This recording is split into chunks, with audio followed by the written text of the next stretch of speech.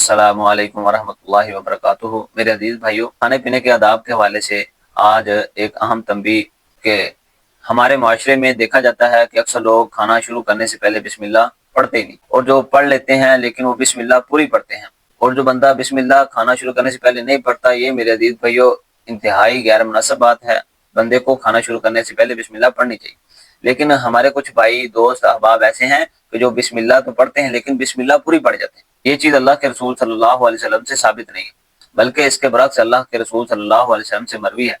امام طبرانی رحمہ اللہ اپنی معجم کبیر کے اندر ایک روایت نقل کرتے ہیں کہ اللہ کے رسول صلی اللہ علیہ وسلم نے فرمایا، یا غلام اذا اکلت فقل بسم اللہ۔ اس حدیث میں بھی اللہ کے رسول صلی اللہ علیہ وسلم نے پوری بسم اللہ کا حکم نہیں دیا، بلکہ صرف اور صرف یہ کہا ہے فقل بسم اللہ، یہاں تک پڑھنی ہے۔